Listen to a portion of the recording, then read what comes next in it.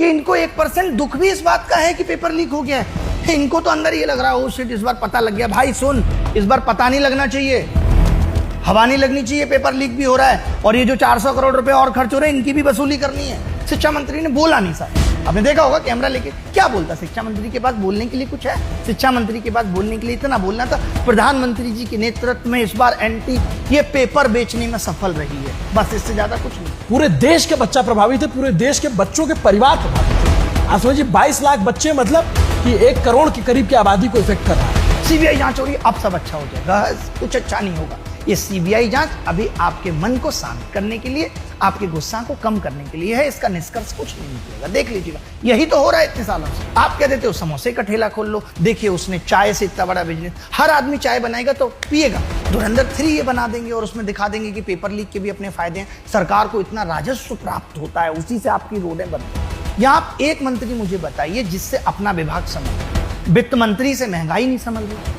पर्यावरण मिनिस्टर से प्रदूषण ठीक नहीं हो रहा। पेपर लीक करने वाले लोग कोठियां बना लेते हैं, नेता मंत्री विधायक बन जाते हैं। हम तो ऐसे लोगों को जानते हैं, नाम ले लेंगे तो मुकदमा करवा देंगे क्योंकि भाई आरोप सिद्धि नहीं हो पाया उनके ऊपर। ये जो हुआ है ये देशद्रोह से कम नहीं है।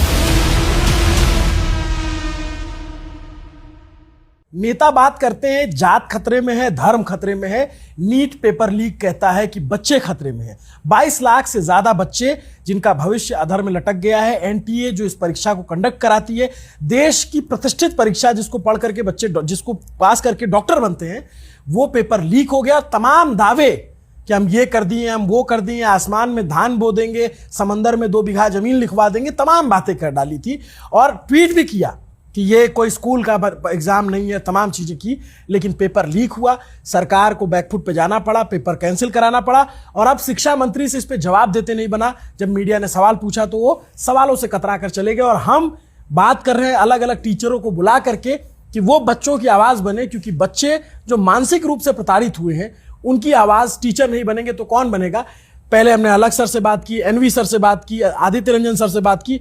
अब इसी कड़ी में बातचीत करने के लिए हमारे साथ अभिनव मैथ सर हैं, जो बहुत मुखर तौर पे बोलते हैं छात्रों के हित के लिए।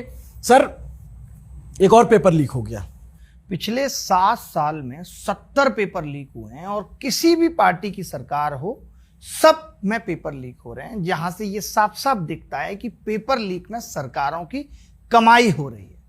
ये पूरी तरीके से ऑर्गेनाइज वे में क्राइम हो रहा है। आप देखेंगे जब भी कोई पेपर लीक होता है तो एजेंसी कभी ये नहीं कहती अच्छा पेपर लीक हुआ है हम जांच करते नहीं, पहले वो 2-4 दिन आप देखेंगे अड़ी रहेगी, नहीं लीक हुआ ही नहीं है। इनफैक्ट अभी भी कितने सारे आपको देखेंगे पार्टियों के प्रवक्ता ये कहते हुए